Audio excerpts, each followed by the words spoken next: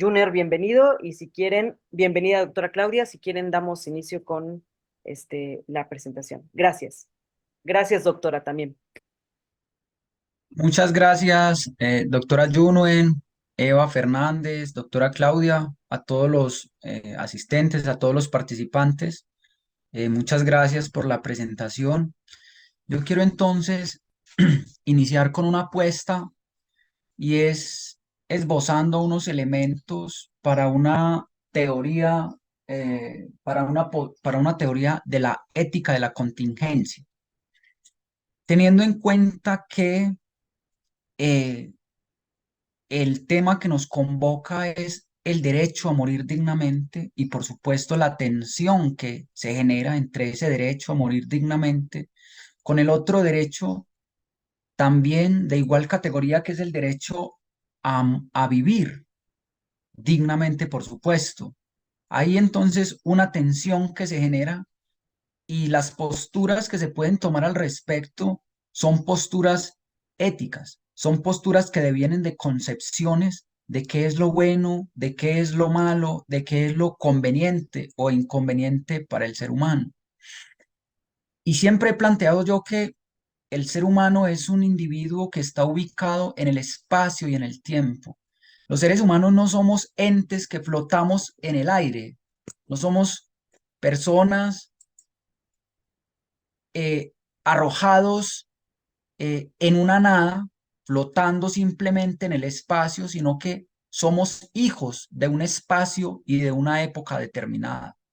Por lo tanto, las visiones que nosotros tenemos de mundo, las visiones que tenemos de la existencia, las visiones que tenemos de la realidad, son visiones construidas a partir de un contexto específico y determinado, ubicado, por supuesto, en un espacio y en un tiempo determinado. Por algo se plantea que los problemas filosóficos son problemas de un tiempo, son problemas de una época que acucian a una sociedad específica. Por ejemplo, no es lo mismo hacernos nosotros esta pregunta por el derecho a morir dignamente en Latinoamérica que irnos con esta misma pregunta y hacérnosla, por ejemplo, en Oriente Medio, sobre el derecho a morir dignamente. Con toda seguridad que las respuestas y las, la forma de ubicarme yo frente a la misma pregunta antes que incluso darme una respuesta. Esa forma de interpretar yo esta misma pregunta, porque es una forma distinta en la que yo me entiendo a mí mismo, en la que yo entiendo al mundo, en la que yo entiendo al otro, en la que yo entiendo la vida y en la que yo entiendo la muerte. Son maneras completamente diferentes. Y por eso es importante traer a colación y poner en contexto entonces desde dónde quiero yo abordar esta ética de la contingencia y desde qué perspectiva abordo yo esta problemática del derecho a morir dignamente y esa tensión y esas cuestiones éticas y qué postura también, porque en última instancia, pues uno como ponente, uno como investigador termina tomando una postura al respecto, porque o si no simplemente terminamos siendo descriptores de posturas y describimos, pero no llegamos a una. Nos adherimos a una de las posturas, ya sea haciéndole algunas modificaciones, algunos aportes importantes, pero siempre terminamos adhiriéndonos a una de las posturas. En este orden de ideas, entonces planteo que debemos acoger una ética de la contingencia, es decir, aceptando la finitud del humano. Me parece que la muerte se ha convertido en un tema, o la muerte es un tema más bien, eh, es un tema eh, que es poco conversado, es un tema que es poco hablado, y desde el punto de vista académico, desde el punto de vista teórico, pero también desde la perspectiva ya de trabajo de campo que he tenido la posibilidad de realizar, y la idea es que conversemos, que dialoguemos y yo contarle a ustedes. con diferentes actores frente a la muerte y frente a la vida, de cómo se comprenden ellos frente a la muerte y cómo se comprenden frente a la vida, no solo como individuos, sino también como familia, es que ha sido un tema tabú. El tema de la muerte es un tema tabú dentro de las familias, al menos dentro del rango de la investigación en Colombia, que es el que yo he podido desarrollar y llevar a cabo. Si bien es cierto que en Colombia se han desarrollado algunas sentencias a partir de 1997 ya desde el punto de vista jurídico, que permiten de alguna manera ejercer el derecho a morir dignamente, siguen existiendo muchas barreras para poder ejercer ese derecho. Y gran parte de esas barreras, a través de las investigaciones realizadas, han dado cuenta que efectivamente dependen de una visión específica y más concretamente desde una perspectiva teocéntrica. Es decir, cuando vemos el mundo teocéntricamente es cuando se empiezan a poner esas barreras y esas limitaciones al ejercicio de la autonomía, de la dignidad y de la libertad, en la medida que entendemos que nuestra vida no nos pertenece a nosotros mismos, sino que nuestra vida le pertenece a un sistema superior trascendente, a un ente por encima de la existencia material humana. Y desde esa perspectiva, pues yo no soy mío. Entonces yo me hago la pregunta y quiero que ustedes también se hagan esta pregunta y es, ¿ustedes de quiénes son? ¿De quiénes son ustedes? En principio, uno podría decir, listo, ¿yo de quién soy? ¿De mis padres que me trajeron al mundo? Puedo ser quizá de mi pareja que la amo mucho. Puedo ser quizá del Estado. Soy del Estado. ¿Le pertenezco yo al Estado? ¿O soy de Dios? Pero entonces si yo le pertenezco a otra persona significa que soy ajeno a mí mismo. Y si yo soy ajeno a mí mismo y si yo no me pertenezco a mí mismo, estoy faltando a uno de los principios fundamentales que constituyen la dignidad humana. La dignidad humana entendida desde una perspectiva kantiana, recordemos, Immanuel Kant planteaba como algo así parecido como que la dignidad humana consiste en que nosotros los seres humanos seamos tenidos como fines en sí mismo y nunca como medios. Si nosotros entonces somos como objetos que pertenecemos a alguien, vendríamos siendo medios y no fines en sí mismo. Seríamos un medio entonces en caso tal de que queramos ser de alguna manera o supongamos ser del Estado, entonces somos instrumentos del Estado, somos medios del Estado o tal vez más bien por mor precisamente al tema de la dignidad humana y que dentro de esa dignidad humana hay dos principios fundamentales que quiero enunciar y que son los que brillan en este sentido con respecto a este derecho que hoy nos convoca. Y es, en un primer momento, el derecho de la autonomía. ¿Qué implica la autonomía? ¿Hasta dónde llega la autonomía? Segundo, la libertad. ¿Qué es la libertad? ¿Qué implica la libertad? Y hasta dónde llega también la cuestión de la libertad. Si bien es cierto, yo tengo presente que en los distintos ordenamientos jurídicos, tanto el mexicano como el colombiano, pues los derechos fundamentales no son derechos absolutos. Los derechos fundamentales tienen un límite. Y por principio general, el límite de esos derechos fundamentales termina donde inician los derechos de los demás. Claro, entonces me planteo yo la siguiente circunstancia.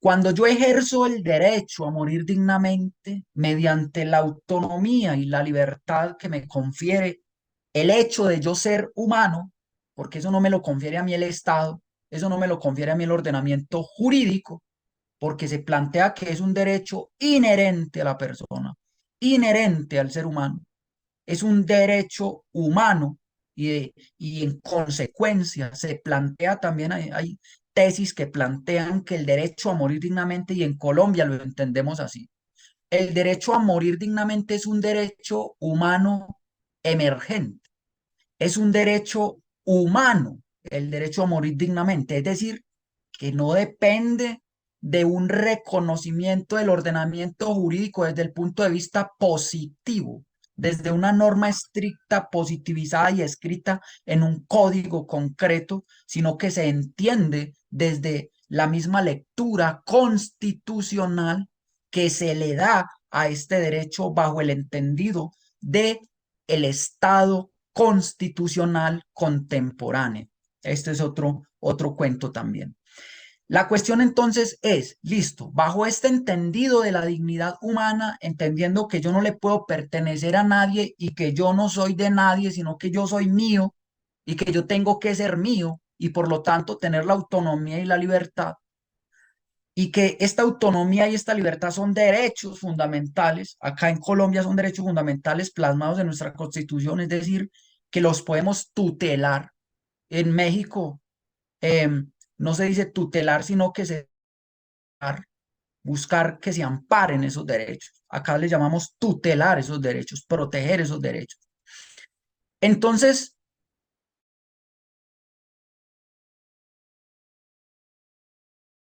está donde inicia la de los otros, pero cuando se trata de mi propia existencia, cuando se trata de mi propia vida, ¿cuál es el límite? ¿Cuál es el límite? ¿Cuál, qué afecta y en qué circunstancia y en qué momento y en qué grado afecta a una tercera persona sobre mi existencia, más allá de una concepción y más allá de una percepción, ya sea teocéntrica o de una percepción, ya sea desde el punto de vista emotivo, que yo ponga fin a mi vida por un sufrimiento que yo tenga incurable, por un sufrimiento insoportable que yo pueda llegar a tener, que además esa otra persona que interpela mi derecho no lo está sintiendo y no lo está teniendo, y que además ese estado que es el que me pone está en la capacidad de ser consciente, porque el Estado es un ente, el Estado es una situación que no siente y que no entiende mi dolor físico y que no entiende mi dolor psicológico y que no entiende mi situación fáctica que yo estoy viviendo en el momento, que me lleva mucho más allá de la prolongación de la vida, incluso superando la dignidad. Como bueno, sí, ahí es donde viene y podríamos esgrimir, venga, es que uno de los derechos fundamentales y por excelencia es, y derecho humano por excelencia, es el derecho a vivir, pero el derecho a vivir bajo qué condiciones, bajo qué circunstancias, a vivir siempre y cuando sea una vida digna. Y entonces, ¿cuándo una vida es digna? ¿Cuándo es digna una vida? Cuando el Estado así me lo diga. ¿O seré yo quien en mi autonomía y libertad comprenda mi propio ser y mi propio yo? Y para eso entonces planteo o traigo a colación a un filósofo contemporáneo llamado Martin Heidegger, cuando Martin Heidegger plantea la comprensión del ser y plantea la comprensión del ser como un Dasein, como, hey, hay que entender el ser humano de una forma, no con una esencia. Y ahí cito a su discípulo Jean-Paul Sartre, donde plantea también algo así, no literalmente, pero plantea algo así como que la existencia precede la esencia, como un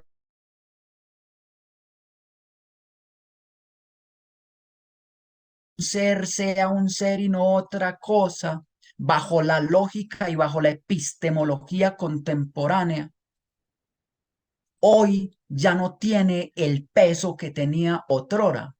Es decir, que si nos preguntamos hoy por el sentido de la existencia, no decimos que tenemos un sentido preestablecido, ni decimos que tenemos un, eh, un destino que hay que cumplir, y no decimos que tenemos un mundo predeterminado a los cuales nos toca llenar, sino que simplemente el sentido se lo da cada ser humano. cada individuo, cada Dasein, porque somos seres arrojados a la nada. Y en este sentido somos seres para la muerte. Y es una realidad que a todos nos toca y que a todos nos corresponde y que no puede ser un tema tabú. Por ejemplo, pensemos que todos los que estamos conectados en esta reunión, dentro de 100 años vamos a estar muertos, todos, completamente todos. Así estemos de acuerdo o no estemos de acuerdo con estos argumentos, con la eutanasia, con la vida, con lo que sea, vamos a estar muertos, sí o sí. Y si acaso quedará algún rastro de nosotros, de lo que hayamos disertado, escrito, pensado en vida, o si no, simplemente somos desaparecidos y borrados de la faz de la tierra. Es decir, que eso es una condición innata y es una condición natural de nuestro decurso, porque nosotros no somos seres para la vida. Si somos seres para la vida, viviríamos eternamente. Nosotros somos seres para la muerte. Y la muerte no es algo contrario a la vida. La muerte, por el contrario, es parte de la misma vida, de la misma existencia. De la misma manera como el nacimiento, el nasciturus, es la parte inicial de la vida, acá inicia una vida. Y eso no es otra cosa distinta de la vida, sino que es parte de la misma vida, del ciclo de la vida. La muerte es también parte constitutiva de la vida. La muerte es esa etapa en la que el ser va apagando su luz. ¿Y a dónde va esa luz? Esa luz no va a ninguna parte. Y desde esta perspectiva se plantea una ética de la contingencia, como venga. La cuestión es que lo bueno y lo malo no lo planteemos a través de las esencias de los pensadores de la epistemología tradicional. Pensémoslo desde los pensadores contemporáneos como los vitalistas, los existencialistas, donde el sistema valorativo desde una perspectiva ética no es una ética basada en el más allá, ni basado en esencias, ni basado en eternidades, sino que son éticas precarias, es decir, éticas basadas en situaciones específicas y concretas, éticas más éticas que se resuelven más bien en el diario vivir, éticas que se resuelven en la pragmática, éticas pragmáticas para resolver cuestiones y casos específicos y concretos, no fórmulas mágicas que pretendan resolver y aplicar en todo momento en situaciones similares, sino más bien tener unos criterios éticos, pragmáticos, entendiendo y enfocando la vida desde esta perspectiva, como lo dije ahorita, que todo corresponde a una visión de mundo, a una visión de ser, a una visión de humano. Y todo depende de cómo yo me enfoque en entender ese humano, de cómo yo me pare frente a la perspectiva de vida que yo tengo. Entonces, desde la perspectiva que yo vengo investigando, es una ética de la precariedad porque somos seres finitos, porque somos seres momentáneos, somos seres instantáneos, vivimos solo momentos, vivimos solo instantes y somos seres arrojados y escupitados a la nada y somos seres para la muerte y somos seres donde no hay una esencia que persiste, sino que hay una existencia. Y en esta existencia, pues, si vamos a existir bien, vamos a existir dignamente. Y si tanto nos preocupamos por una vida digna, por vivir dignamente, pues con mayor razón esa dignidad toca prolongarla hasta la etapa final de nuestra vida que denominamos muerte, como veníamos diciendo ahorita, que no es una contraposición que la muerte sea algo distinto a la vida, sino que la muerte es simplemente un proceso, una etapa de la vida. Como lo decía Epicuro, la muerte no existe. La muerte como tal, como muerte, no existe. Porque ¿qué dice Epicuro? Él dice, cuando tú estás, la muerte no está. Por ejemplo, en estos momentos que yo estoy aquí, que ustedes están aquí, que me acompañan acá, la muerte no está por ninguna parte. Miramos por todos lados y la muerte no está. Pero cuando la muerte llegue, yo ya no voy a estar. O sea que yo nunca me voy a encontrar de frente con la muerte. Porque cuando la muerte llegue a mí, yo ya no voy a tener los cinco sentidos puestos, ni voy a tener la capacidad de raciocinio, de razonar como, ve, me morí, ve, me llegó la muerte. No, esas son posturas metafísicas y esas posturas metafísicas pues no son más que elucubraciones que el ser humano en su afán de no morir, en su afán de no dejar de existir, crea él mismo para dar un consuelo y ese es el contrario de la ética contingente. Existe una ética que es una ética placebo, en la medida que se plantean unas teorías de la pervivencia del ser incluso más allá de la muerte, precisamente para que el ser humano no acepte el hecho de que somos finitos.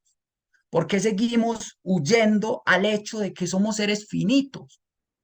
El hecho de no aceptar la finitud en el humano, finitud humana, el hecho de no aceptarlo, trae consecuencias nocivas para vivir, porque es una vida intranquila, es una vida como, venga, todo lo dejamos para después, pero cuando yo soy consciente de que soy un ser para la muerte, de que soy un ser finito, voy a ser mucho más responsable porque sé que esta vida es solo un instante y que no se va a volver a repetir y que no va a volver a ocurrir porque es una ética contingente.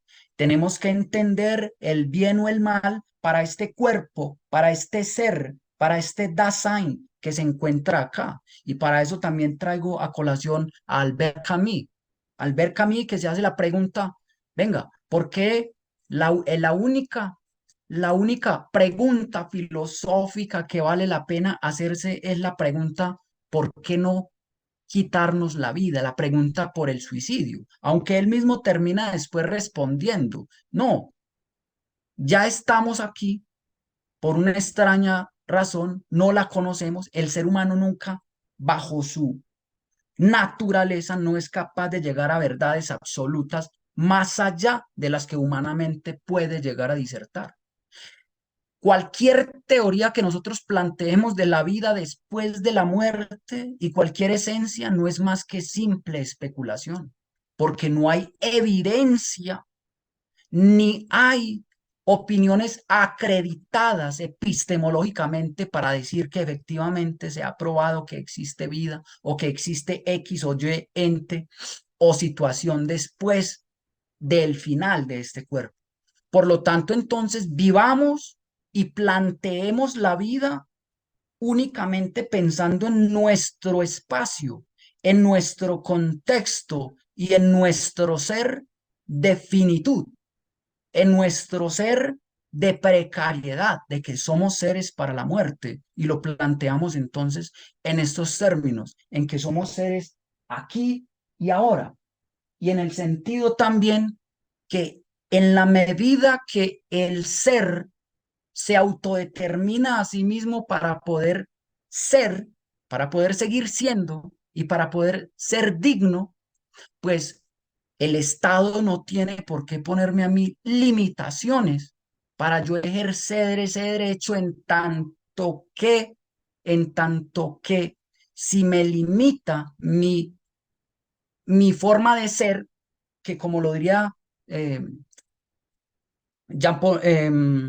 Heidegger, una de las formas de ser del Dasein es la muerte, es ser en la muerte, ser para la muerte. Y si me limitan mi ser en la muerte o mi ser para la muerte, pues entonces no me están dejando ser. Y si no me están dejando ser, están vulnerando, por lo tanto, mi dignidad humana, que en un sistema jurídico como Colombia, la dignidad humana es la columna vertebral de todo el sistema jurídico. Si vulneramos la dignidad humana, entonces estaríamos atentando contra la médula espinal de la voluntad del pueblo, que es la Constitución política, en este caso de 1991. Y ahí es donde quiero llegar a la segunda parte. Bajo la visión de un Estado constitucional, ¿qué implica un Estado constitucional? Implica, tengamos en cuenta, poder constituido, poder constituyente. ¿Y cuál es el poder constituyente? Es el poder del pueblo. ¿Y qué dice el poder del pueblo? Es un poder, ¿cuáles son las características del poder del pueblo? Es un poder permanente. Mientras que el poder constituido es un poder limitado en el tiempo hasta que el poder constituyente así lo decida. El poder constituyente en los estados democráticos, o más bien el pueblo en los estados democráticos es el soberano y por encima de la voluntad del pueblo no puede estar ni el poder legislativo, ni el poder ejecutivo, ni el poder judicial, porque son poderes constituidos. En los estados democráticos el poder recae sobre el pueblo.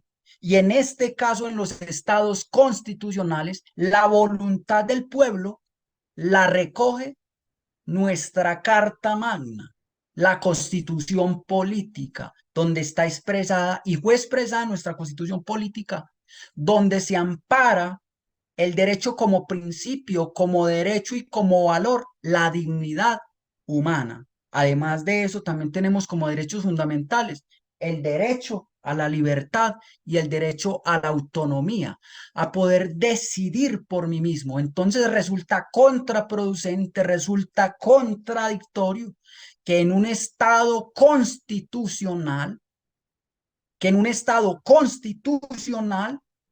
se siga vulnerando el derecho fundamental, el derecho humano emergente a morir dignamente cuando yo como ser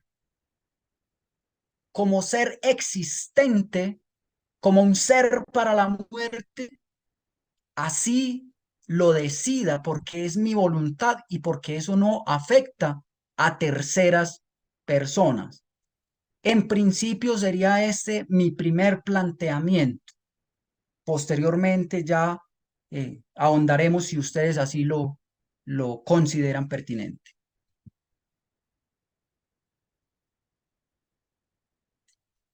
Muchas gracias, Junior. Eh, muchas gracias, Junior. De verdad ha sido un placer escucharte y es, es interesante empezar con esta fuerza del planteamiento, ¿no? Entonces, si nos permiten las opiniones para seguir la conversación, las iremos leyendo al final siguiente ponente, doctora. Sí, claro que sí. Yo creo que sí, que lo mejor es, ya tenemos como este primer acercamiento interesantísimo, y ahora, si les parece, le damos la palabra a Claudia, ¿no? Para que ella nos ilustre también presente, y luego dejamos el momento del intercambio y el diálogo para el final. Entonces, bueno, presento un poquito a Claudia Marcela Velázquez Jiménez. Ella es enfermera, magíster en psicología comunitaria y especialista en filosofía de la ciencia.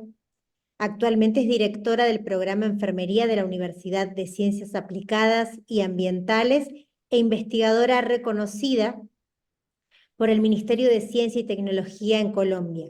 Cuenta con una investigación que versa al respecto del análisis de la toma de decisiones al final de la vida desde una perspectiva teórica contemporánea. Muchísimas gracias, Claudia. Bueno, Adelante. a ustedes, muchas gracias por la invitación. A Yonue, voy a intentar, he tenido problemas con mi Zoom, Entonces voy a intentar compartir pantalla desde mi computador, si no, Junet me va a ayudar. ¿Listo? Voy a intentarlo. Muy bien.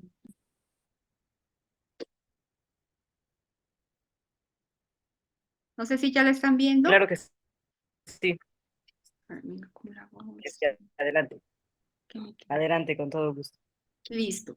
Entonces, yo creo que un poco lo que voy a proponerles a ustedes es una reflexión, así como nuestro compañero anterior, en relación sobre la tensión entre la vida y la muerte digna, que es el tema de hoy, pero lo voy a hacer desde unas reflexiones que surgieron a partir de una investigación que hicimos sobre los problemas y las decisiones al final de la vida en los pacientes con enfermedades terminales. Así como lo señalaba nuestro compañero, la muerte ha sido por lo general un tema que se considera negativo y en la sociedad occidental, sobre todo, se excluye de las conversaciones cotidianas, aunque sea una realidad inevitable. La muerte, digamos, en el ejercicio que nosotros hicimos de revisión teórica, de las aproximaciones o conceptualizaciones de lo que significa la muerte y desde la mirada de salud, uno podría señalar que en esas lógicas de no hablar de la muerte, de como invisibilizar ese proceso para que no nos cause angustia, la hemos vuelto en la lógica de la salud una lógica aséptica. La muerte es aséptica para la sociedad occidental y tiene una lógica sanitarista. ¿A qué me refiero? Antaño, de pronto, nuestros abuelos y México, que tiene una tradición tan importante de la muerte, ¿cierto? Hacía toda una desarrollo de un ritual cuando el muerto trasciende en relación con velarlo en la casa, por lo menos en Colombia se hacía, se velaba en la casa, se duraba una semana, había toda una esquematización de lo que se debía hacer en ese proceso de duelo antes del entierro. Pero hoy lo que nosotros vemos en la sociedad occidental es que la muerte es aséptica y silenciosa, es privada, es silenciosa en el sentido de que debe irse a un proceso de funeraria donde arreglan el muerto para que esté presentable a la vida pública. Ahora ya ni siquiera pues se acontece ver el muerto, sino que se cubre y el velorio, el velatorio dura unas horas específicas, de una hora hasta la otra hora, y rápidamente se pasa a el ritual religioso si existe, y finalmente a un entierro que también se convierte aséptico en el proceso o de cremación o en el proceso de entierro como tal. Por lo tanto, la muerte se vuelve algo impersonal. Quiere decir que se objetiviza. Para los sujetos que visitan a las familias del muerto, el ejercicio de la muerte es subjetivo, ¿cierto? Estéticamente adecuado y rápidamente resuelto. Las horas que yo dedico a visitar al familiar para acompañarlo en su dolor son horas determinadas y rápidamente, digamos, se pasa a otro escenario porque genera temor, ¿cierto? Es mejor, digamos, banalizarla para que no angustie, para que no genere procesos de confrontación con una realidad inminente que, como lo decía el profesor, nos va a ocurrir a todos. Y otra de las cosas interesantes en la conceptualización de la muerte actual es que la muerte es industrializada, ¿cierto? Es decir, hay toda una estructura de pasos para salir rápido del proceso de la muerte. Es decir, la persona fallece, hay toda una industria de la muerte, ¿cierto? El cajón, el cementerio, las cuotas previas para prepararse al proceso, las flores, toda la estética de lo que significa hacer un proceso de higiénico, como lo señalaba, que pasa a un proceso obviamente de dolor personal para las familias que están implicadas, pero que en la sociedad como un colectivo se objetiviza y se ve desde afuera. Entonces, en esas lógicas, nosotros empezamos a hacer, y como les dije, les voy a contar un poco la experiencia de la investigación, empezamos a hacer esas aproximaciones teóricas para mirar qué había más allá de los discursos tradicionales que se centran en aspectos bioéticos. Digamos que la bioética ha hecho un ejercicio muy importante sobre la discusión sobre la autonomía, la dignidad del paciente en el proceso de decisiones frente a cómo quiere morir, ¿cierto? A toda la normativa que se ha venido creando sobre el uso de tecnologías para prolongar la vida o no. Pero cuando nosotros hicimos la exploración en relación en cuáles eran las decisiones que las personas al final de su vida, cuando se ven enfrentadas, digamos, a una cercanía, porque nosotros cuando estamos, entre comillas, en procesos de lo normal, no nos preocupamos. Sabemos que existe, pero no nos preocupamos por la existencia, solo hasta que hay un diagnóstico, por ejemplo, que nos señala y nos confronta con una pronta muerte. Entonces, cuando miramos que se había escrito sobre el tema, encontramos que no había realmente un cuerpo teórico ni particular sobre las decisiones que se toman al final de la vida cuando se enfrenta a un contexto de una enfermedad incurable o proximidad a la muerte. Entonces, nuestra investigación buscó hacer un análisis de la toma de las decisiones desde la perspectiva teórica contemporánea. ¿Qué miramos nosotros? ¿Qué se ha dicho? ¿Qué se ha hablado sobre las decisiones? Entonces encontramos que una primera aproximación teórica sobre la toma de decisiones en general realmente ha surgido desde las ciencias económicas, ¿cierto? ¿Cómo tomo decisiones en los negocios para poder generar un juego, ¿cierto? O la teoría de juegos también permite la mirada de las decisiones. Y empezamos a encontrar que la primera aproximación era una aproximación de la razón. Entonces, las decisiones se toman con la razón, además en una sociedad que ha privilegiado la razón por cualquier otra dimensión. Y encontramos que la primera es la teoría de la racionalidad perfecta, que significa que el ser humano es un ser racional que utiliza mecanismos cognitivos, es decir, argumentos para la búsqueda de información, el perfilamiento de las alternativas, el análisis racional de las opciones, la posible predicción de posibles resultados positivos y la selección de la alternativa que mejor se ajuste a los objetivos. Una segunda aproximación que encontramos fue la teoría de la utilidad esperada. Es decir, que cuando tomamos decisiones o escogemos opciones, tratamos de obtener siempre el mejor resultado. O sea, queremos siempre lo mejor, ¿cierto? Que sea bueno lo que vayamos a elegir. Pero cuando entramos al campo de salud, empezamos a mirar que existen unas aproximaciones en la toma de decisiones sobre las mejores prácticas de salud que pasan por creencias, actitudes, afectos, comportamientos de diferentes tipos que no se ajustan realmente a esa toma de decisiones tan racionales. ¿Por qué, por ejemplo, yo elijo fumar cigarrillo si todas las razones y los argumentos me señalan que probablemente voy a tener una enfermedad respiratoria y probablemente eso va a desarrollar un cáncer, ¿cierto? Entonces, las teorías de la racionalidad perfecta realmente pues no dan cuenta de esos procesos. Entonces, en la búsqueda que hicimos nos aparece también un economista, además pues dedicado a la ciencia social, ¿no?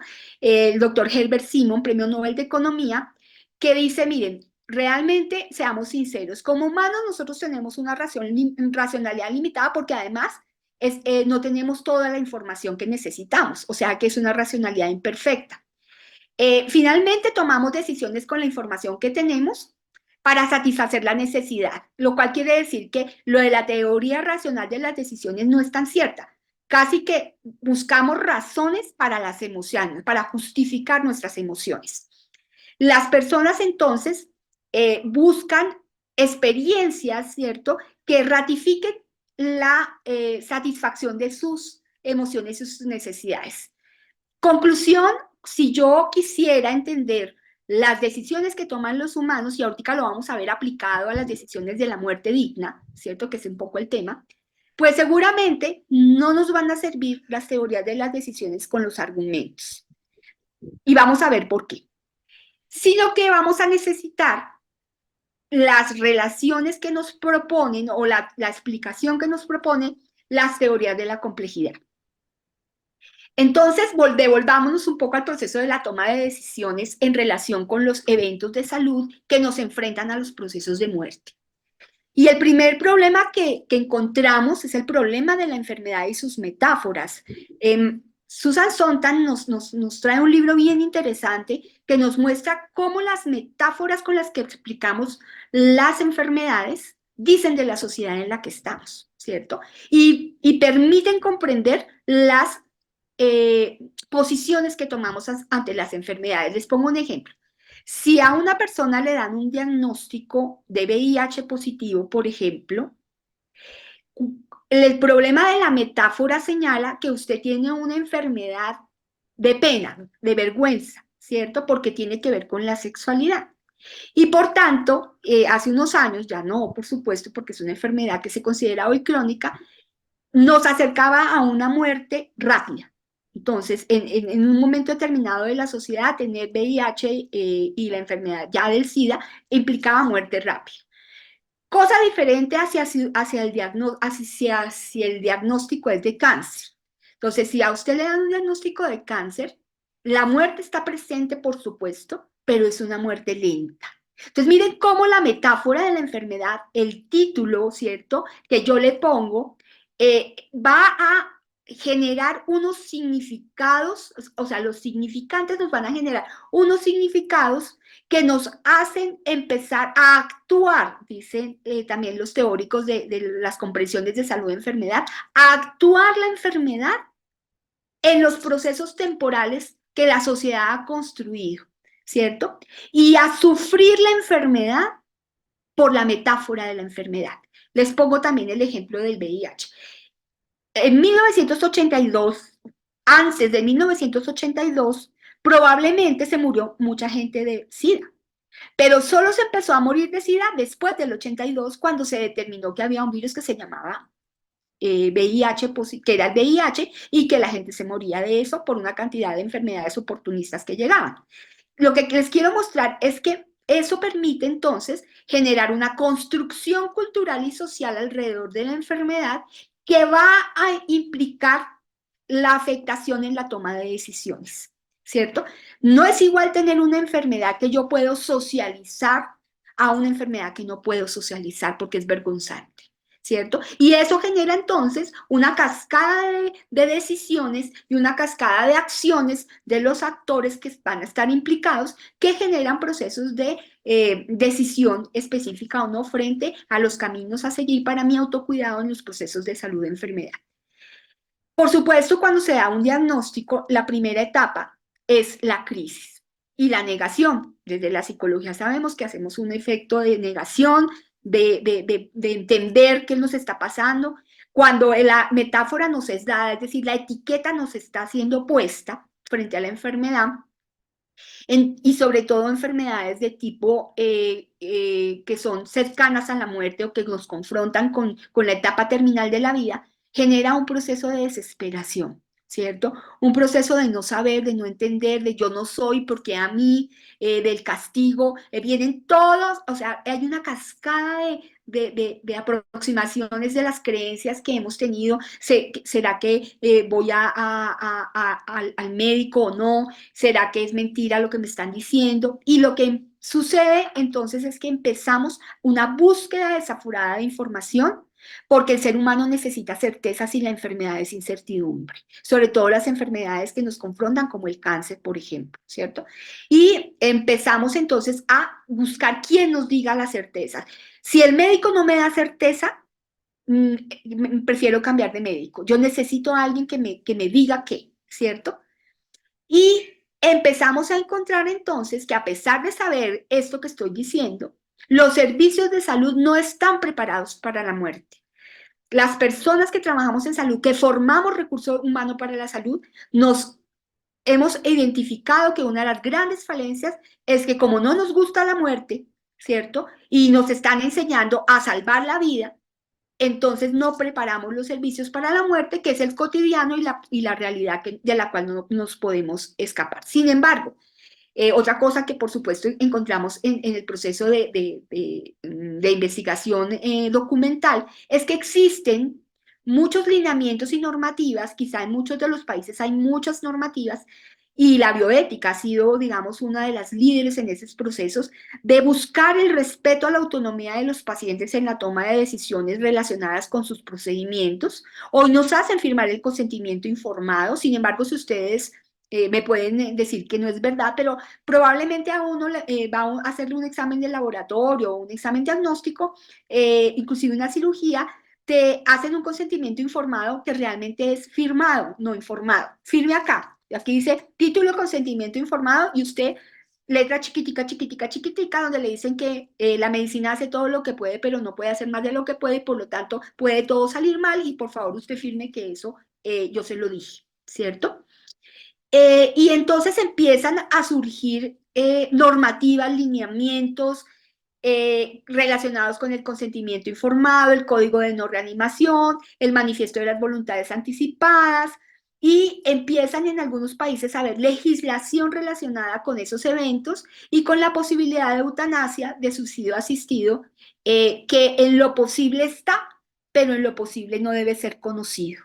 Y pasa en Colombia. Colombia tiene aprobada la eutanasia, y sin embargo, es muy difícil que un paciente, digamos, que tenga la decisión, se le dé la oportunidad de hacerlo, si no pasa por una serie de grandes procesos, porque pues nosotros estamos, digamos, formados para la vida.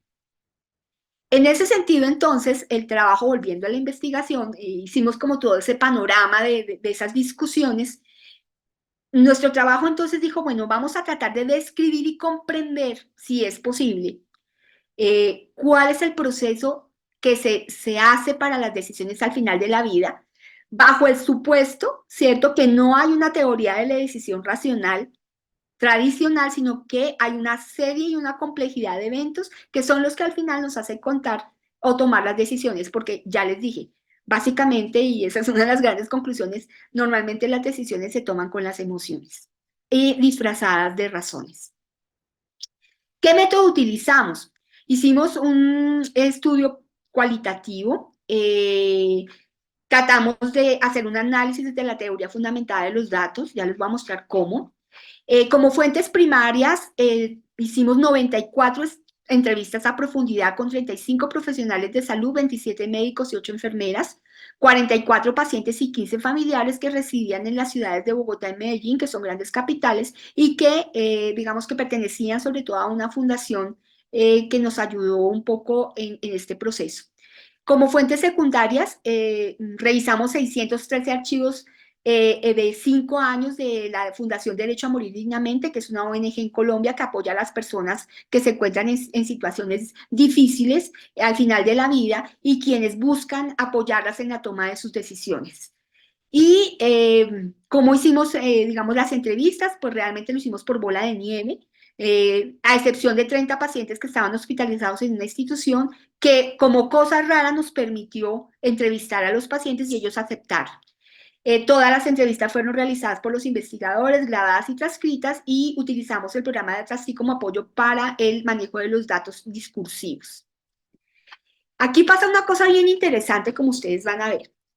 Y aunque el trabajo fue aprobado por el Comité de Ética de una universidad en Colombia, y todos pues participaron y todo, lo que más nos preocupó es que nos costó muchísimo trabajo que fuera aprobado el trabajo de investigación, ¿cierto? ¿Por qué? Porque el temor a la muerte hace que las personas y los investigadores de los comités de bioética dijeran que eso era un tema muy complicado y que podíamos tocar fibras muy delicadas, y por lo tanto era quizá mejor que no hiciéramos ese tipo de estudios. Pero por el otro lado, entendían la importancia de develar algo que está oculto, algo que no se dice, que no se hace, pero que afecta de manera terrible las muertes de las personas, ¿cierto? Y que hoy en día, teniendo toda, digamos, la tecnología y el conocimiento para generar un acompañamiento y que las personas tengan una buena muerte, la mayoría de las experiencias están relacionadas con una mala muerte, ¿cierto? Es decir, con, en aras de proteger al paciente, a veces hacemos acciones que lo que hacen es generar mayor dolor y mayor sufrimiento. Entonces, empezamos a generar, digamos, todo el proceso de reflexión. Lo primero que hicimos fue tratar de caracterizar el fenómeno en la toma de las decisiones. Y claro, parece obvio, pero lo obvio no nos permite entender que es obvio, pero no es obvio. Y es que cualquier decisión ante una situación de una enfermedad terminal genera incertidumbre.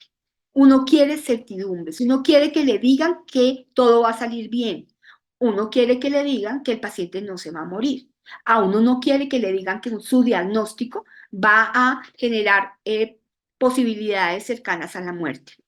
Entonces, el trabajo nos permite corroborar que a la toma de decisiones al final de la vida presenta pues características de los fenómenos complejos.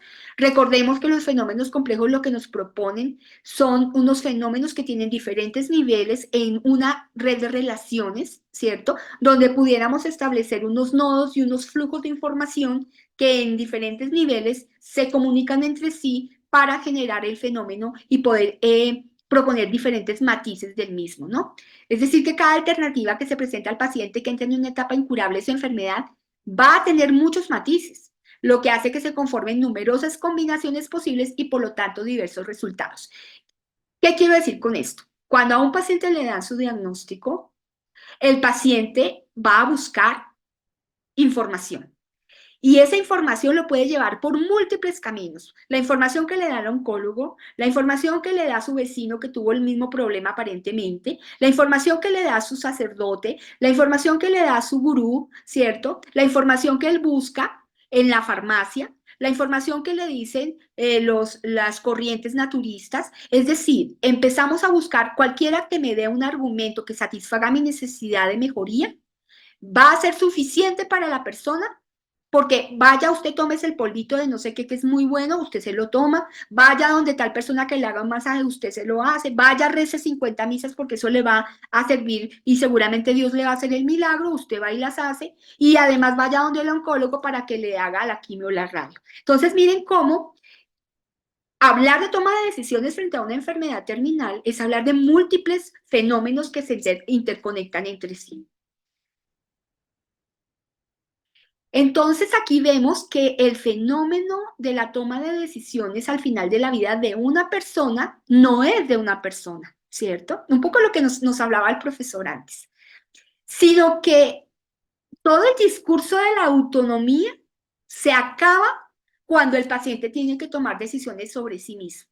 Y lo más terrible en el seguimiento que nosotros hicimos y que seguramente el sentido común nos lo hace ver, es que a veces el que menos toma decisiones es el paciente mismo, sobre todo cuando no las puede tomar. Entonces tenemos, por un lado, el discurso biomédico, ¿cierto? Que nos dice cuál es el camino a seguir, aunque de pronto no sirva, porque recuerden que la medicina hace todo lo posible. Entonces usted tiene que hacerse el tratamiento oncológico, y el tratamiento oncológico implica radio, quimio, no sabemos si va a funcionar, pero por lo menos le damos un poquito más de años de vida, no importa si la calidad de vida es buena o no, pero agrandamos la vida, alargamos la vida. El discurso religioso que busca el milagro, cualquiera que sea la religión o la postura espiritual, ¿cierto?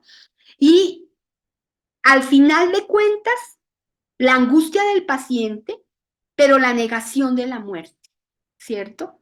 Y lo más terrible es que cuando el actor principal quiere hablar de la muerte, sus familiares no quieren que hable. No, no diga eso. Es que me voy a morir. No quiero que diga eso, ¿cierto? Porque no aceptamos los discursos que nos confrontan con esa terrible realidad que significa el estar en otro tipo de dimensión, cualquiera que ésta sea. Entonces, el proceso genera muchas perspectivas, ¿cierto?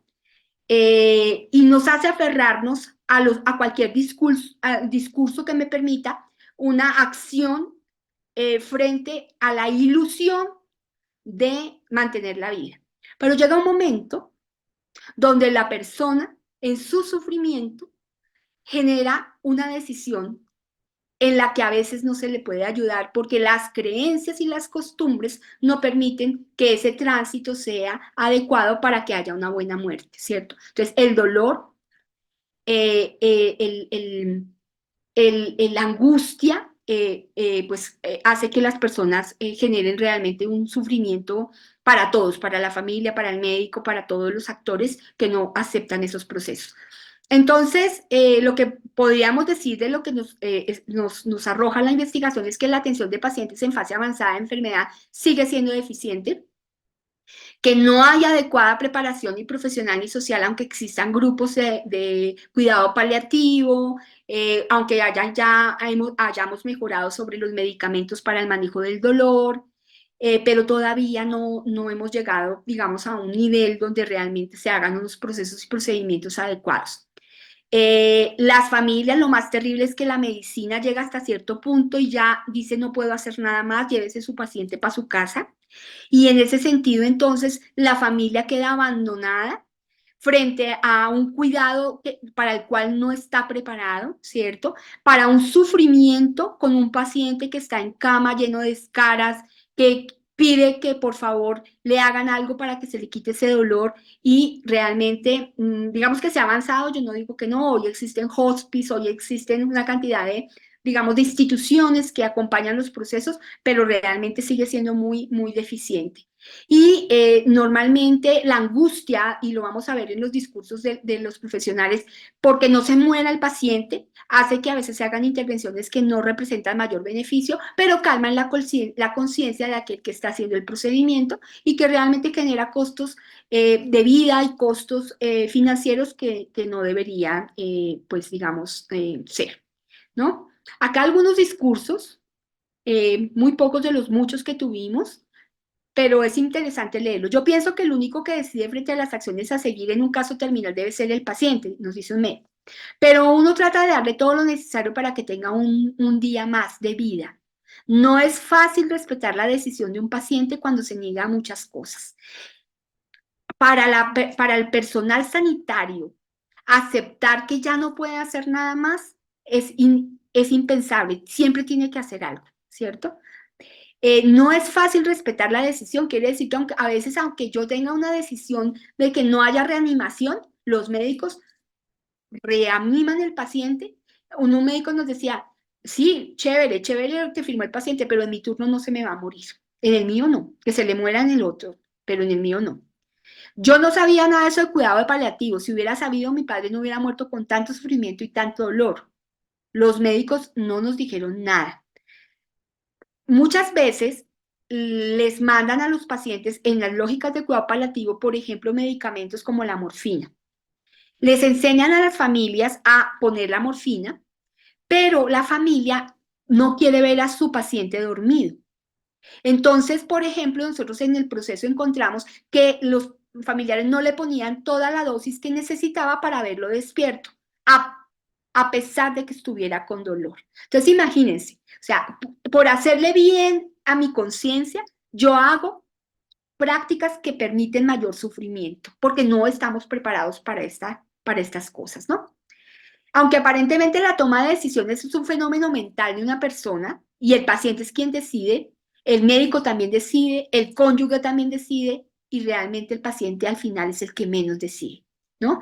El grupo familiar tiene una influencia gigantesca y el colectivo social también. Si usted pertenece a un grupo de una religión, etcétera, la presión colectiva frente al manejo de su paciente, y digo su paciente ya en la familia, pues genera unas decisiones que a veces realmente pues están atravesadas por las creencias, representaciones, etcétera, para evitar que se muera, ¿no?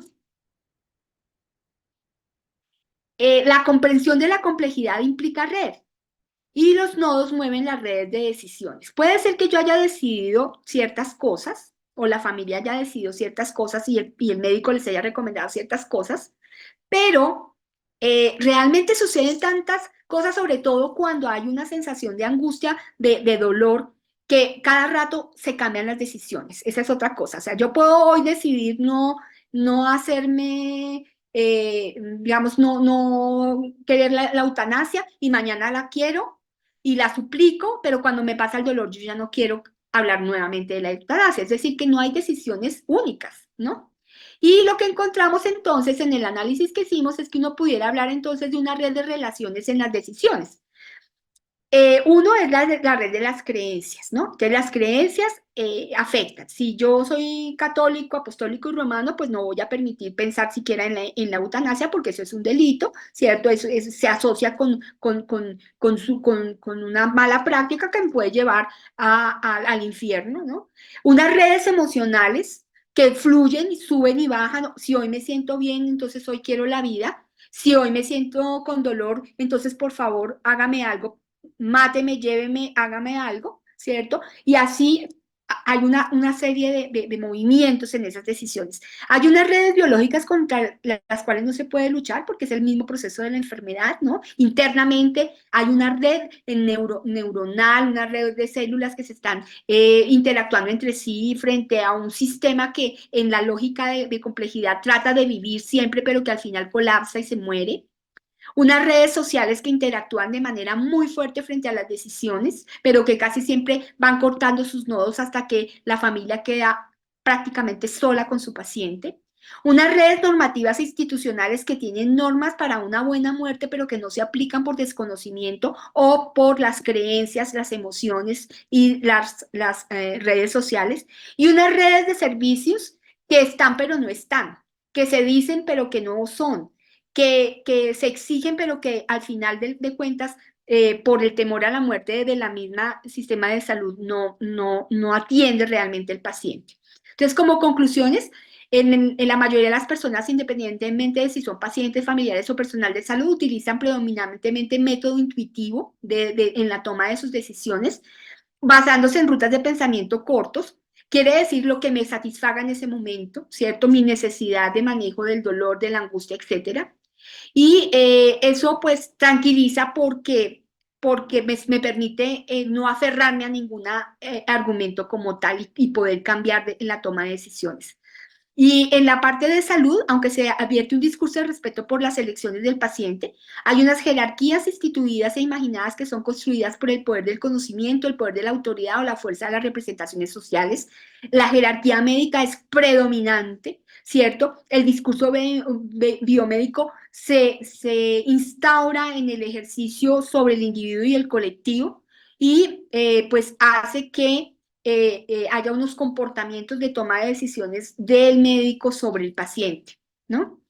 Pero al utilizar el modelo de redes, pues uno comprende que el nodo más destacado realmente en la toma de decisiones tiene que ver con los síntomas caracterizados por el dolor y la asfixia, es decir, cuando la familia ya ve al paciente con un dolor inmenso, con situaciones de no poder respirar, etcétera, entonces ahí sí empieza la búsqueda por actuar y porque se termine ese dolor y acepta la muerte, ¿no?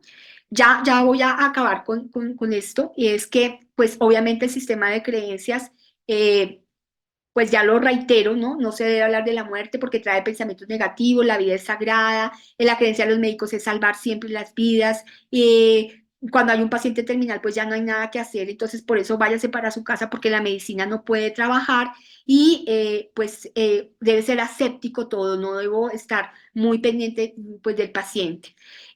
Obviamente que en la parte emocional afecta la tristeza, la compasión, la esperanza, la desesperanza frente a las decisiones que se toman. Las instituciones de salud se rajan, ¿cierto? Como les digo, hay políticas para acompañar los procesos de las decisiones en una buena muerte que no se aplican. Conclusión, hay una necesidad urgente de formación ciudadana, profesional y técnica en el tema. Tenemos que hablar más de la muerte, tenemos que develarla, tenemos que decirla. Y termino con esto que me parece importante en relación con lo que señala Eduardo Galeano, ¿no? La muerte a veces me angustia, a veces le tengo miedo, a veces me resulta indiferente y otras veces, las más frecuentes, creo que la muerte y el nacimiento son hermanos, que la muerte ocurre para que el nacimiento sea posible y que hay nacimientos para confirmar que la muerte nunca mata del todo. Muchas gracias. Muchísimas gracias, Claudia. Adelante, Juno. Eh, bueno, pues la verdad es que ha sido dos exposiciones sumamente interesantes.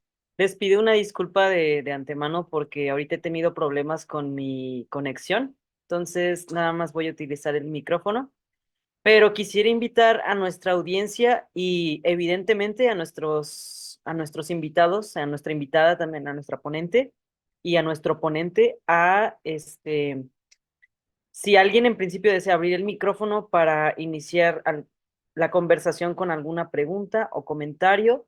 En principio habían dejado uno al inicio del conversatorio, cuando estaba hablando el profesor Juner, que comentaban, déjenme, llego ahí, Damián Torres.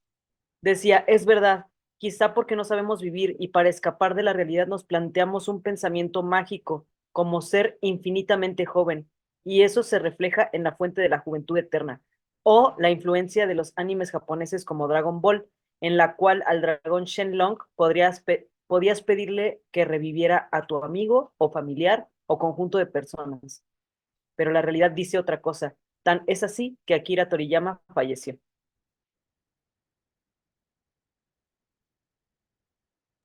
Sí, yo creo que voy a interactuar con ustedes. Yo creo Adelante, que adelante. eso es lo que creo que marca la sociedad en la que vivimos, ¿no?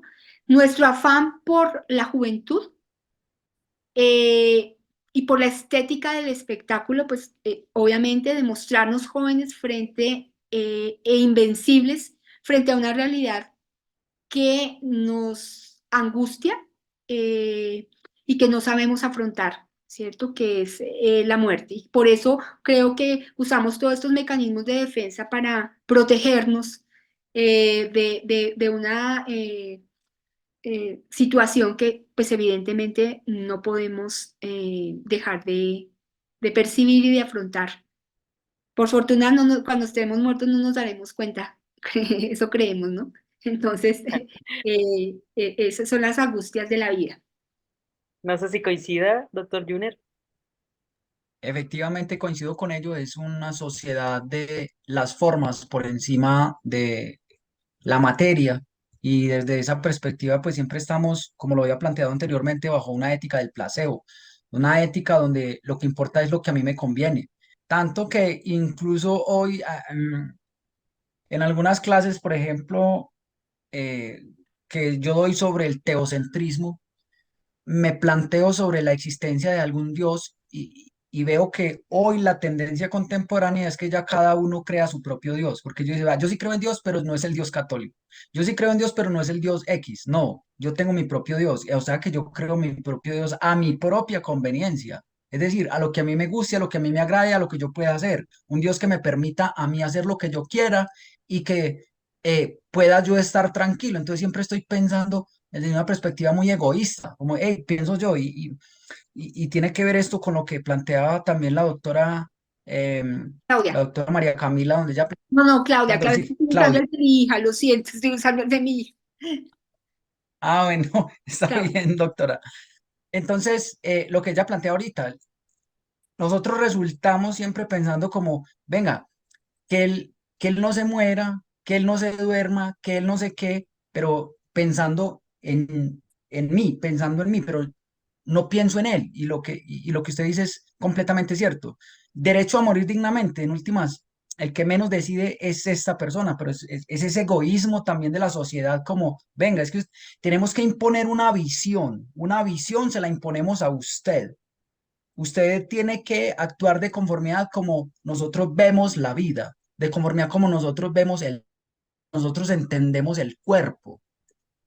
Sí, Era miren, eso. hace poco quisiera contarles una experiencia en honor a una amiga y profesora, Marcela, que falleció hace poco. Digamos que tuve la oportunidad de acompañarla en su proceso de aceptación de la muerte, ¿no? Que es muy difícil, porque a pesar de que sabemos que la muerte se acerca porque la enfermedad terminal es evidente en el cuerpo, ¿cierto? Eh, Como nadie quiere hablar de eso, digamos que fue una experiencia interesante porque hablamos de eso, ¿cierto? Y Marcela me decía, mi tocayo me decía, Marcela, tengo miedo y no quiero sufrir, ¿cierto? Y mi decisión es no quiero sufrir, pero tampoco quiero que me hagan eutanasia ni me hagan nada de eso. Entonces, es esa negociación, por eso yo sí creo que nosotros como sociedad tenemos una responsabilidad de hablar y yo particularmente que trabajo en el área de salud, de formar a los profesionales de salud para hablar de eso, ¿cierto? Y poderla acompañar a la persona y decirle tranquila, fresca, cuando usted quiera, usted va a tomar la decisión de que le pongamos medicamento para que usted duerma, para que no sienta dolor, ¿cierto? Y tranquilizar a la familia y que se pueda despedir. Miren, nosotros hicimos una cosa bellísima con Marcela. Yo le dije, Marce, escríbeme los mensajes a quien le quieras escribir un mensaje y yo me encargo de hacer llegar tu mensaje. Porque además nosotros tenemos la necesidad de trascendencia, que mi vida tenga un sentido, que no sea olvidado, ¿cierto? Que sea recordado por los que me quieren y decirles a los que me quieren que yo los quiero, ¿cierto? Y que me encantaría en las lógicas metafóricas de que hay otra vida, ¿cierto? Me encantaría que ustedes supieran que en la otra vida yo me voy a acordar de ustedes. Entonces, miran cómo esa lógica de relación, al fin de cuentas, social, necesitamos del otro para ser, ¿cierto? O sea, yo soy porque el otro dice de mí, ¿cierto? Y confronta lo que yo soy, mi identidad se construye por el otro, por ese ejercicio que hay. Entonces, lo mismo, mi muerte tiene un sentido cuando el otro me va a recordar y cuando voy a estar segura que me va a recordar y cuando además puedo imaginarme mi propio duelo, ¿cierto? Mi propio proceso. Cuando yo ya sé y quiero, no quiero que hable, quiero que usted diga, quiero que usted se ría, quiero que usted... Eso es una acción que puede parecer dura, pero creo que da tranquilidad al que se está yendo, porque el que se está yendo llega un momento en que acepta su vida, ¿cierto? Y le duele mucho que los que están cercanos a él no la acepten. Eso les genera sufrimiento, ¿cierto? Entonces, el poderse despedir, el poderse, digamos, un poco amistar con el proceso de trascendencia en la lógica de viaje, genera, digamos, en mi experiencia como enfermera, genera tranquilidad para todos, para los médicos, los enfermeros y enfermeras, los pacientes y sus familiares y sus amigos y sus cercanos.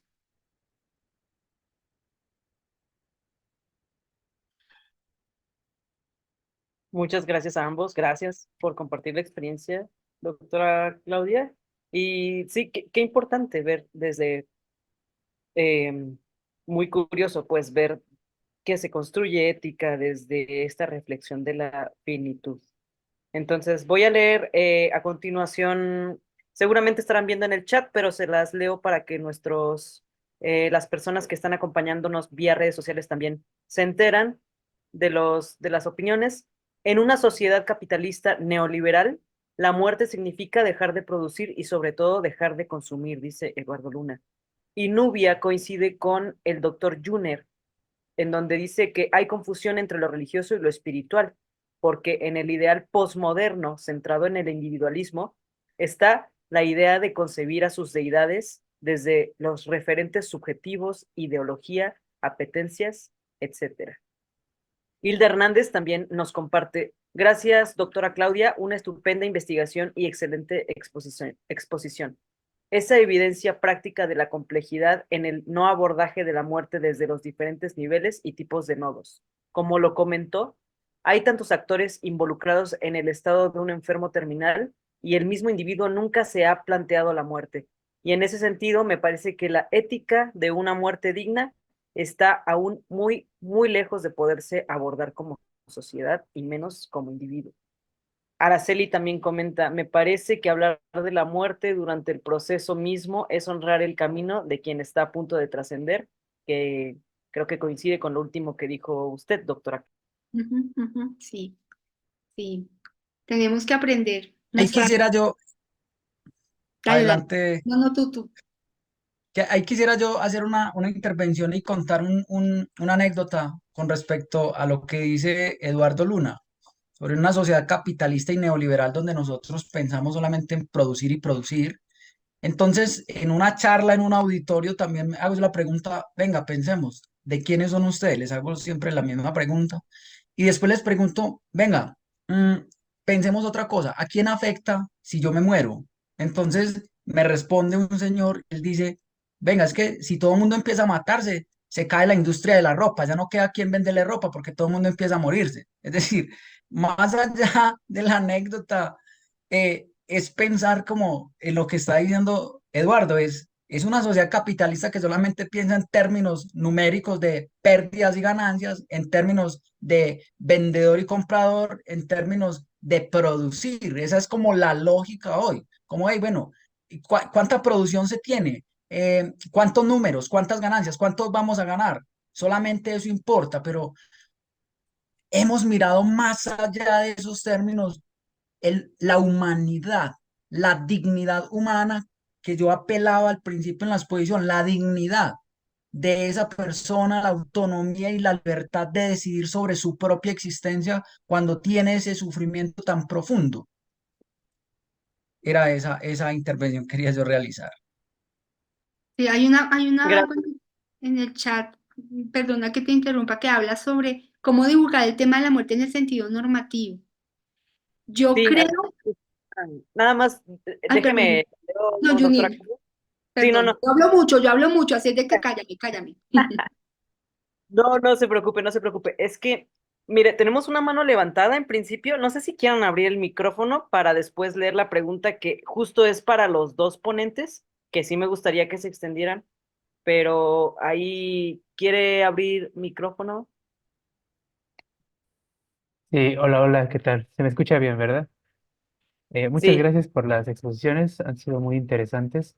Yo quería solo hacer un comentario respecto a puntos de convergencia que por lo menos yo en mi cabeza noté entre las dos exposiciones y me llama mucho la atención la cuestión o el foco que se le da a la forma en que entendemos la muerte y la forma en que entendemos la vida, la forma en que nos aproximamos a ella, porque yo también soy de la idea de que hoy en día la muerte se ha convertido de un proceso ritualístico y un proceso que conecta incluso a las personas que quedan y se ha reemplazado por un evento más en la vida. De hecho, conozco, y yo mismo conozco gente que fantaseamos con nuestro velorio como la última puesta en sociedad que vamos a tener, como si fuera nuestra fiesta de boda o algo así. Ya pensamos en qué música van a poner, en lo que quieren que sirvan de comer, etcétera. O sea, ya estamos planeándolo como nuestra última presentación en sociedad.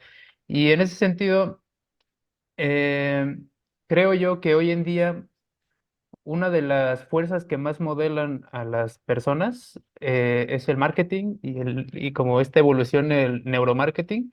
Creo que instalan mucho la forma que tenemos de sentir y pensar y también estos procesos de muerte en el sentido de, como lo mencionaba la doctora, que están industrializados. Y nada más quería como rescatar un poquillo que por ahí he visto que en los estudios filosóficos contemporáneos también hay un rescate sobre las cosmovisiones de grupos prehispánicos o de otras civilizaciones, sobre todo en torno por entender de manera distinta nuestra relación con la vida slash muerte.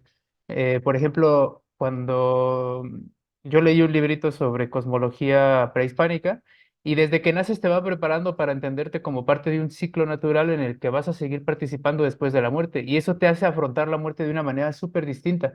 Incluso la lógica de la guerra. O sea, cuando te santifican la guerra como algo que te va a dar premio, creo que hay como versiones extremistas religiosas, ¿no? Es esta gente que se inmola o que explota, pero también hay ejemplos menos bárbaros, yo creo, que eran pues luchas entre grupos donde si morías, a lo mejor te ibas con Tlaloc a sacar el sol después de tu muerte, ¿no? O si morías en el parto, te ibas a la casa de, no me acuerdo bien cuáles eran todas las casas, pero bueno, te ibas a amamantar niños que habían fallecido también a temprana edad. Bueno, todas esas metáforas y aproximaciones religiosas distintas creo que te hacen afrontar incluso la vida de manera distinta, o sea, no la vives como un proceso de sufrimiento en el sentido de que todo se acaba, sí de dolor corporal, pero también lo vives como parte de un tránsito hacia otro proceso, que creo que es algo que también el cristianismo daba mucho. Y hoy en día, con esto que mencionan de estos dioses de nicho, o sea, dioses como hiper personalizados, así como hechos casi por catálogo, pues se pierde porque no estás aportando nada en términos de también hacer un esfuerzo por tener un cupo dentro de un sistema religioso, ¿no? O un sistema espiritual. Pero bueno, ese era mi comentario un poco extendido. Gracias. Nah, está padrísimo, Rich. No sé si antes de pasar a la pregunta quieran comentar algo al respecto de lo que comentó Ricardo. Sí, a mí particularmente me parece que como seres humanos tenemos una necesidad eh, de tener un sentido, de que mi yo, mi identidad tenga un sentido. Y por otro lado, la sociedad del aburrimiento, de la estimulación, de la depresión, de la tristeza, como dice Byung-Chul Han, ¿cierto? Eh, me muestra que la vida no tiene sentido. Ahora, la vida no tiene, lo digo para la reflexión. ¿Por qué tendría que tener sentido? Porque tal vez quizá la vida es experiencia. Creo que este es particularmente lo pienso, ¿cierto? Un poco en mi reflexión individual. Creo que cada día es una experiencia, ¿cierto? Y que nosotros jugamos el juego que queramos jugar, ¿cierto? Es decir, podemos ponernos los roles que queramos jugar, ponerle los sentidos que queramos, ¿cierto? Y eso nos crea una posibilidad de comprensión, de disfrute, ¿cierto? En la lógica también del disfrute de la vida, ¿sí? Eh, pues la muerte simplemente es una consecuencia, un accidente más, y que inclusive dentro de las lógicas de las sociedades, desde las ciencias de la complejidad, implica que nosotros somos energía, hasta la materia está demostrado, la materia que tocamos y todo finalmente es energía, y finalmente haremos parte de ese ciclo que quizá nuestros antecesores entendían mejor que nosotros, ¿cierto? Frente a lo que significa el ciclo de la Gaia, que hoy que se habla de la Tierra como, como un ser grande, ¿cierto? Con el cual interactuamos y que finalmente seremos parte de eso en las lógicas de energía. Entonces, mucho por pensar, mucho por construir, y creo que eso es lo bonito de los seres humanos, ¿no? Esa necesidad de crearnos significados y metáforas para comprender este milagro que nos han dado que se llama vida, a mi manera de ver. En efecto, y vuelvo a aplaudir el ejercicio de los semilleros porque les comento que precisamente son espacios para poder traer a colación, traer a la mesa este tipo de ideas y este tipo de quehaceres interdisciplinarios en donde la vida ya solo así se comprende entretejida, ¿no? En sociedad. Doctor Juner, cuéntenos si ya tiene planeado usted su Bueno, velorio, como comentó. quería iniciar con un comentario sobre lo que la doctora Claudia estaba planteando, y es que efectivamente desde la perspectiva de la investigación que yo vengo realizando, también como pudieron notar, de un corte existencialista, también planteo, hey, es que la existencia no tiene sentido, el sentido se lo doy yo. Y de hecho, también coincido con la misma postura de la doctora, y es como, vea, el sentido de la vida es precisamente que no tenga sentido, porque qué pereza que la vida tuviera un sentido ya predeterminado, que me tocara a mí buscar ese sentido, encontrar ese sentido y andar detrás de ese sentido. No, lo bueno es levantarse en las mañanas y pensar, qué va a ocurrir hoy? ¿Qué va a pasar hoy?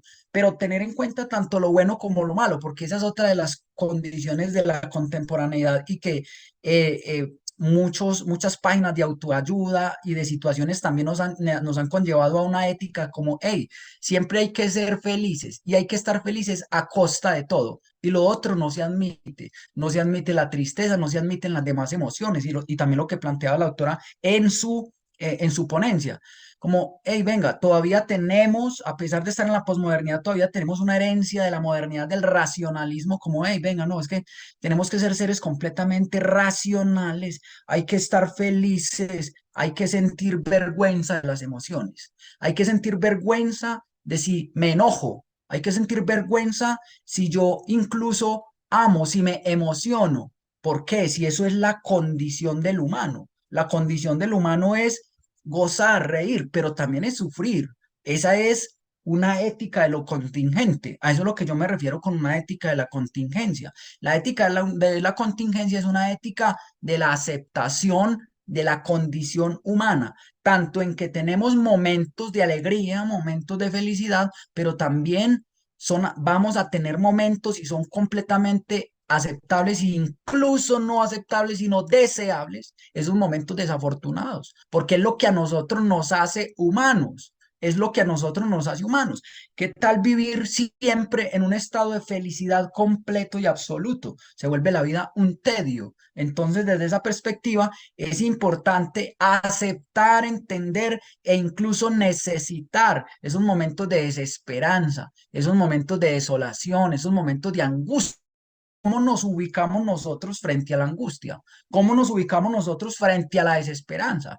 Nos ubicamos como desde una perspectiva, no, hay que eliminarla a toda costa, como de lugar, o la ignoro, y entonces empiezo a utilizar estos aparatos y me meto ahí para olvidar esa angustia, o la enfrento, o enfrento esa angustia conmigo mismo, me siento, la reflexiono, la pienso, la siento, la vivo como ser humano porque es parte de la vida, igual como con el tema de la angustia de la muerte del otro, de la muerte de mi amigo, de la muerte de mi compañero. Genera angustia, sí, pero ¿cómo me siento yo? Gestiono esa angustia que me genera esa muerte. Y en cuanto a la respuesta ya que nos plantea la pregunta sobre la divulgación normativa, diría que más que una divulgación normativa, pues desde el punto de vista jurídico, por lo menos en Colombia, tenemos ya unas sentencias desde 1997 hasta el 2023, donde nos plantean, donde nos abren unos caminos, donde hay unas vías ya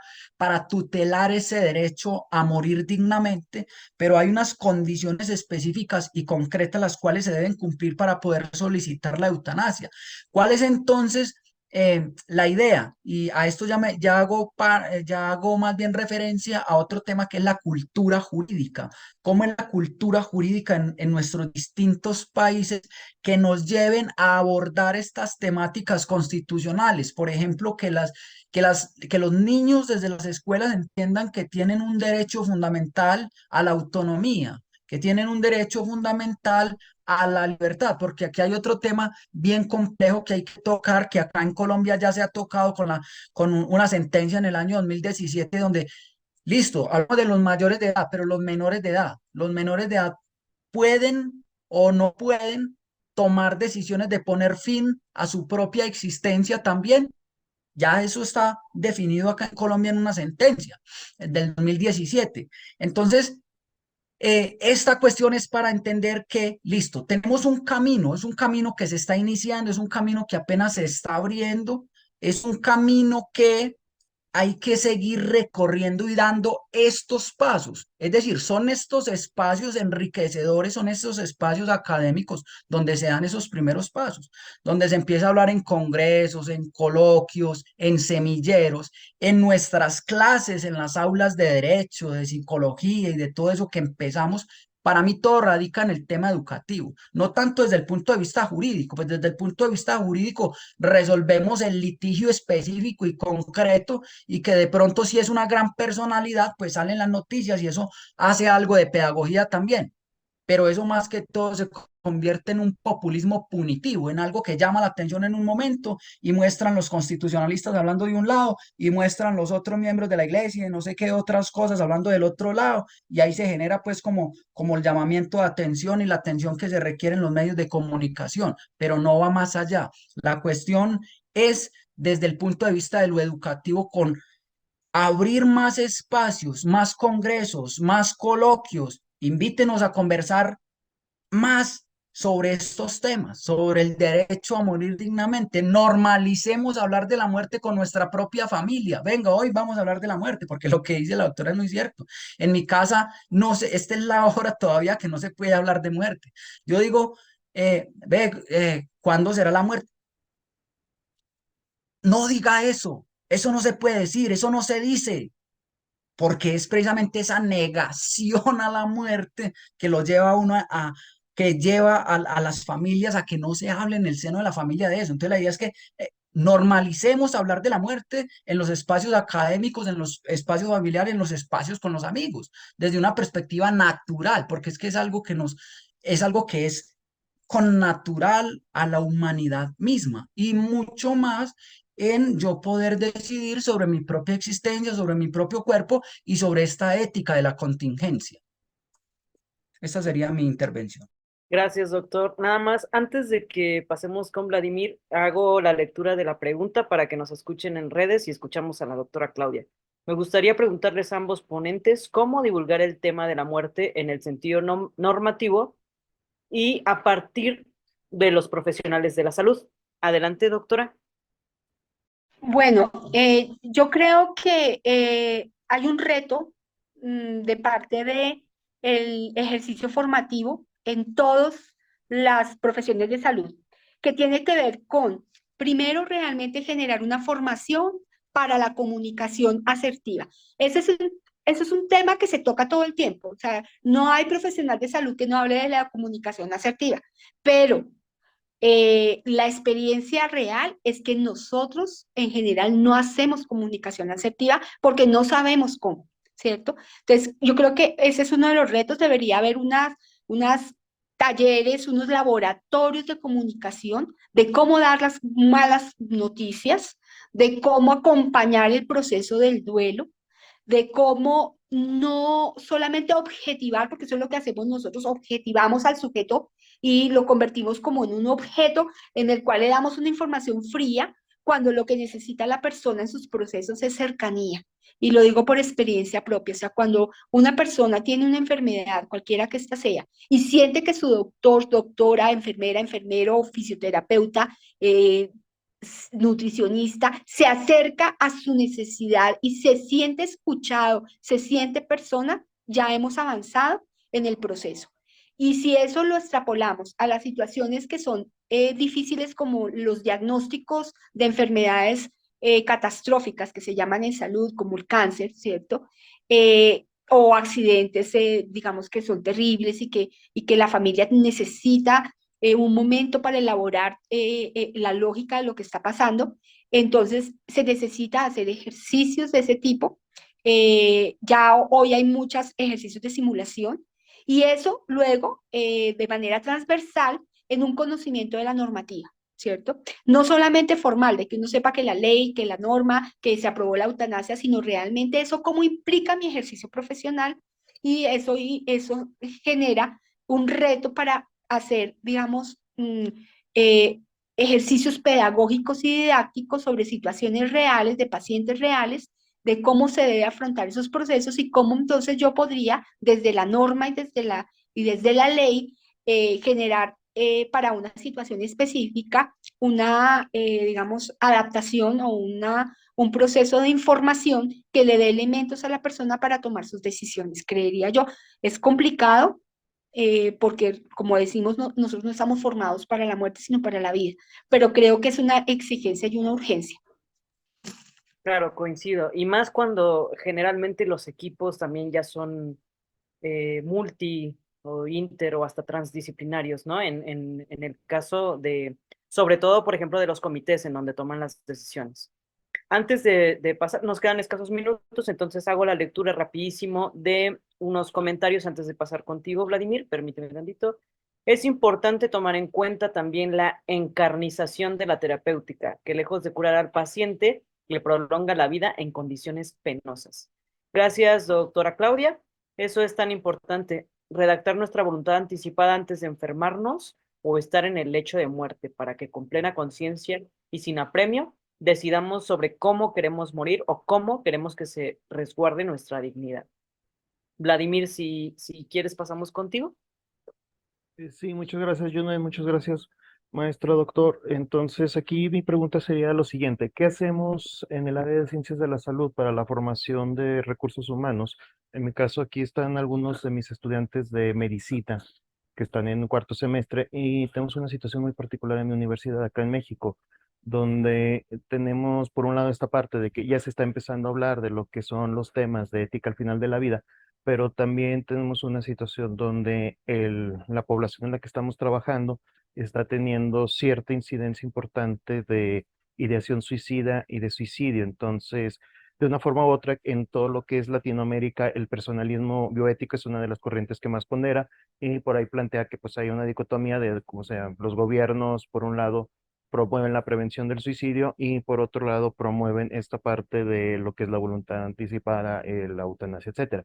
En este tenor de ideas, cómo trabajar el hablar de la muerte con los estudiantes de pregrado, no tanto para esta parte de lo que se les viene más adelante, tanto en su vida familiar como en la profesional, sino en esta parte de tengo una población con ideación suicida y que por ahí, pues sabemos que hay ciertas situaciones que queremos prevenir, pero también ciertas situaciones que se tienen que ventilar. Yo creo que tú has tocado un problema que nos está atravesando a todos y la ideación suicida partiendo de los mismos estudiantes, es decir, de nuestros grupos o sea, estamos formando personas en salud que tienen carencias afectivas, que tienen problemas de salud mental. No en vano se ha llamado la sociedad de cristal, ¿cierto?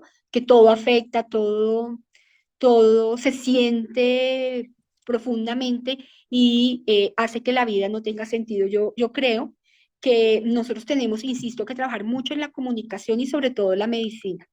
La medicina sigue en un ejercicio de ejercicio jerárquico, de imponer las acciones médicas a las personas, ¿cierto? En eso que nos decía Foucault sobre la medicalización de la vida, donde la medicina tiene el saber y el sujeto que actúa como médico o médica eh, genera procesos jerárquicos con sus pacientes. Y si bien es cierto, tiene que tener, digamos, algunas certezas, porque para eso está formado, para el tratamiento del dolor, de la enfermedad, etcétera. Me parece que si nosotros lográramos que nuestros estudiantes empatizaran realmente con los sujetos de cuidado, con sus pacientes, si le trabajáramos mucho inicialmente a la comunicación entre ellos, como colegas, ¿cierto? Porque lo que nosotros vivimos y los que trabajamos en salud sabemos, internamente el ejercicio de poder que existe jerárquico entre las profesiones es impresionante y el nivel de violencia que se sucede dentro del ejercicio clínico es muy alto con nuestros compañeros, colegas y con nuestros pacientes. Entonces, si yo logro en mi formación de manera transversal darle la importancia no de una clase, no de una sola asignatura, sino realmente generar situaciones, problema, creo que hoy en día la pedagogía nos ha enseñado que la mejor manera de enseñar y sobre todo en medicina es generar situaciones problema que no solamente aborden la parte terapéutica y el diagnóstico patológico o el diagnóstico físico, sino que realmente muestre las relaciones que existen entre el trabajo interprofesional, interdisciplinario, interfamiliar y con el paciente y realmente generen pautas, porque existen para comunicarse con el otro. Yo diría que tendríamos médicos y médicas más asertivos, que seguramente van a poder enfrentar mejor las situaciones a las que se van a ver subsumidos y van a poder tomar decisiones con sus pacientes, no jerárquicamente. Mira, les voy a dar un ejemplo, si me lo permiten, que fue la investigación que a mí me impactó mucho, para que ustedes se den cuenta de lo que estoy hablando. Nosotros acompañamos a una mujer a que le dieran, que nos aceptó el proceso de investigación. A ella le habían tomado una biopsia de lengua y ella iba a recibir su respuesta del oncólogo sobre el diagnóstico de la biopsia. El médico muy querido quiso hacer este ejercicio que estamos hablando de empatía y quiso explicarle, como nos muestran, nos enseñan a nosotros, explicarle en palabras que ella entendiera qué era lo que le iban a hacer. Entonces él le dice, señora, lastimosamente tengo que darle una noticia desagradable, usted tiene un cáncer de lengua y nos toca cortarle la lengua.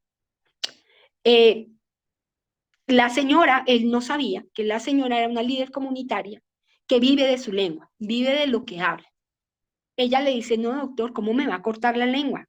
Y él le dice, tratando de explicarle, claro, toca cortársela. No es que toca sacarle ese pedazo que tiene dañado para que usted pues no vaya a tener problemas después. Y ella vuelve y le dice, ¿cómo me va a cortar la lengua? Y él vuelve y insiste, le tengo que cortar la lengua porque es la mejor. Y ella le dice, no habrá posibilidad de que me haga quimio, radio, no, la mejor opción es cortarle la lengua. Miren después cuál fue lo que ella entendió, que le sacaban la lengua y se la iban a cortar.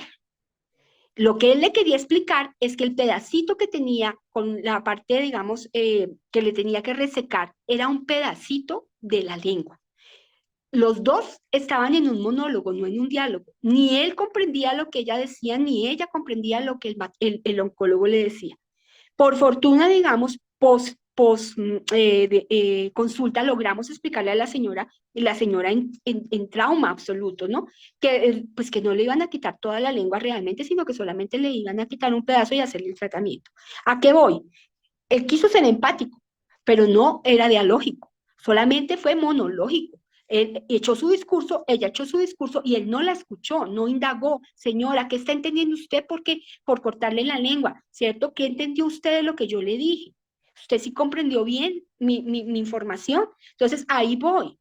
Nosotros a veces decimos las cosas, nos volvemos muy mecánicos frente a la comunicación y realmente no empatizamos.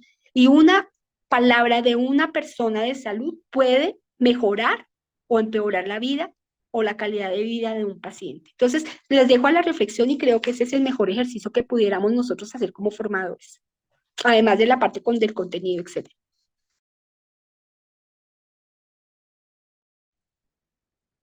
Gracias, doctora. No sé si doctor Juner quiere contestarle a Vladimir al respecto. Una intervención muy corta. Yo creo que hay que hacer énfasis en la educación de la autonomía moral, porque creo que una de las problemáticas que se tiene en el momento de enseñar ética y moral es enseñar las teorías éticas, las escalas valorativas, pero lo que hay que enseñarle verdaderamente al individuo es a tener autonomía moral. Cuando yo tengo autonomía moral, tengo entonces el criterio para poder decidir en esos momentos específicos y concretos.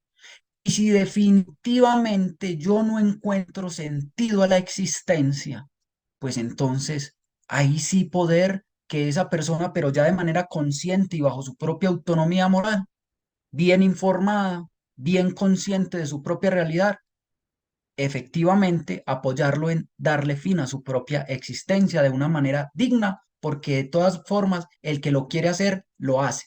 Y el problema de esto es que lo haga de manera digna, porque no sé por qué me tengo yo que morir en las sombras, por qué me tengo yo que morir al escondido, por qué me tengo yo que morir como un delincuente cuando lo podría hacer, como lo planteaba la doctora Claudia, despidiéndome de mi propia familia, comiéndome mi última comida y decidiendo el momento exacto en el cual ya quiero dejar este plano existencial.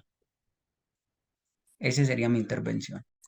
Muchas gracias, doctor. Pues la verdad es que está muy interesante. Este conversatorio es uno de los ejercicios que más nos ha gustado, la verdad, pero por cuestiones de tiempo voy a darle la palabra a la doctora Eva para que tengamos un cierre, sus impresiones y por supuesto agradecerles a nuestra ponente, a nuestro ponente por las perspectivas y todo lo que ponen sobre la mesa, que es un reto definitivamente y que, bueno, y que si no lo hacemos en comunidad, pues creo que no se va a lograr.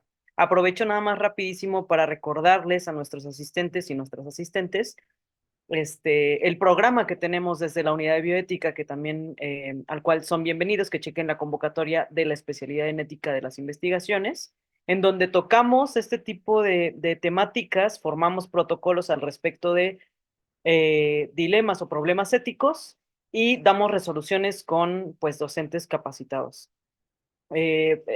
También les invitamos a consultar la agenda del Centro de Investigaciones Interdisciplinarias, que día con día plantea actividades sin duda impactantes, contemporáneas y sobre todo de mucho ejercicio crítico. Por supuesto que ustedes ponentes también están invitados a todo lo que estoy comentando, ¿vale? Doctora Eva, con todo gusto y muchas gracias. Muchas gracias, Juno. Bueno, nada más agradecer muchísimo a Juner, a Claudia por sus intervenciones, por lo que nos han compartido, por las experiencias. Realmente nos abre, ¿no? a la reflexión, nos invita un poco a modificar un poco los hábitos, ¿no? Las conductas, eso que comentaba el doctor Juner en relación a la educación, me parece que es básico, ¿no? Hay sobre todo una gran tarea en la transformación de la educación, ¿no? Entonces, bueno, en ese sentido, muchísimas gracias por sus intervenciones, por las preguntas, por las respuestas que nos han podido brindar. Y bueno, invitarles a todos, todas y todes a continuar en este módulo que tiene que ver con los diálogos interdisciplinarios sobre ética, memoria y ambiente. Nos quedan 2 sesiones. Todo esto lo pueden encontrar en la información que tenemos subida a nuestras redes sociales. Por ahí también les compartí en el chat el canal de YouTube en donde subimos todos los semilleros. Creo que también es muy rico, ¿no? Poder revisar lo que se ha conversado, las referencias que nos han dado nuestros ponentes, nuestros conferencistas, ¿no? Que siempre suman a la formación.